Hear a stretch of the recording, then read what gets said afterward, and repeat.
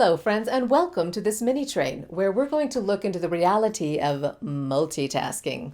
You know multitasking is performing more than one task at a time. Now just about every human being alive believes they excel at multitasking. It's generally a form of optimism bias, the belief that we're less likely to be bad at something or experience a negative event than someone else is. The truth is, multitasking usually looks a lot less like this and a lot more like this. So we're definitely going to bust out some science, so go ahead and get your nerd on.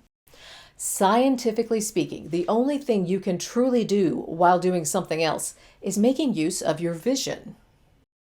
Everything else that we do isn't actually multitasking, it's switch tasking. We are switching back and forth between multiple tasks so rapidly it does look like we're doing them all at the same time. This is pretty much lighting up a section of your brain called Brodmann's Area 10. About right, yeah. This is the part of your brain that controls your ability to shift focus, and it burns up glucose in your body as you do this, which is the fuel your brain uses to stay on task. So the more you switch task, the faster you're burning through the glucose and the more exhausted and unfocused you become. But wait, there's more. When you're switch tasking, your brain is getting flooded with hormones. First, you're getting a hit of dopamine every time you lose focus and start looking for external stimulation.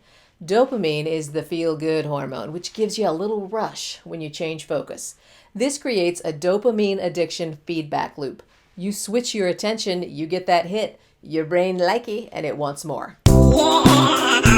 But switch tasking also increases your brain's production of cortisol, which is the stress hormone. So you switch focus and some part of your brain freaks out about it and hits a level of fight or flight. So when you switch task, your brain gets rewarded and upset all at the same time. Do we have time to bring up that a study by the University of London found that people who multitasked experienced a drop in IQ points to about the level of an 8-year-old child? Ooh, interesting. Not sure that we do, actually. It's kind of supposed to be like a short video.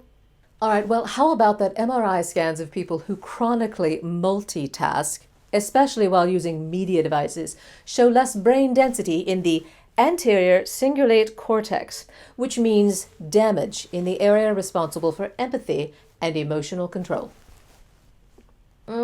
Probably don't have time for that either, although it does explain a lot of the people on the internet. Billy, edit that part out.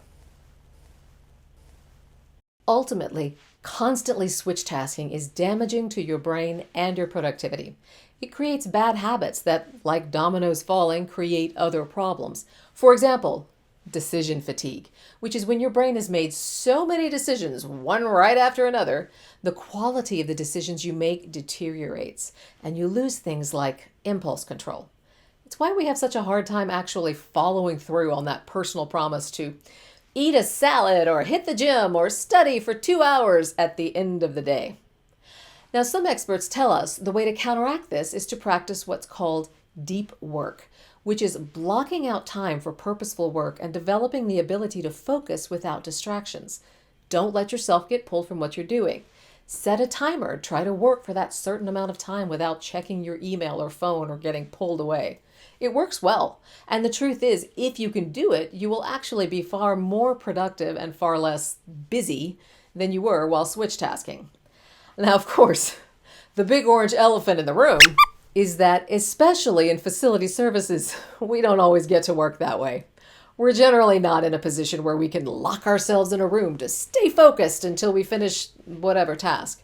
While there are certainly things we do at work that are routine, scheduled, somewhat controllable, there's a lot we're reactive to. Someone needs a light bulb now, or a room cleaned 20 minutes ago, or a pipe just burst.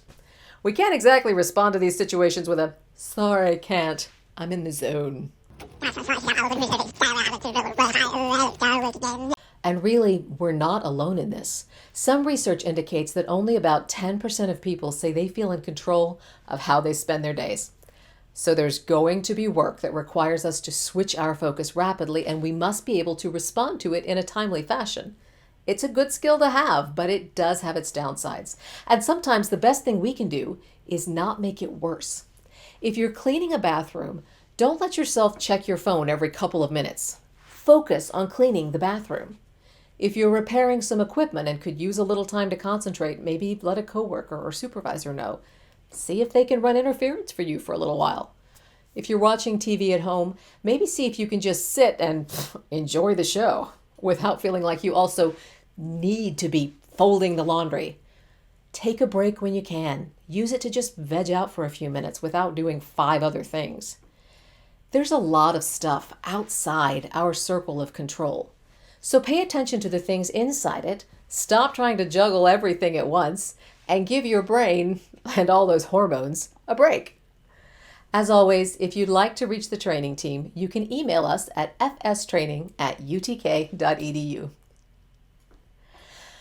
All right, Bill, that's a wrap. I know, exciting, right?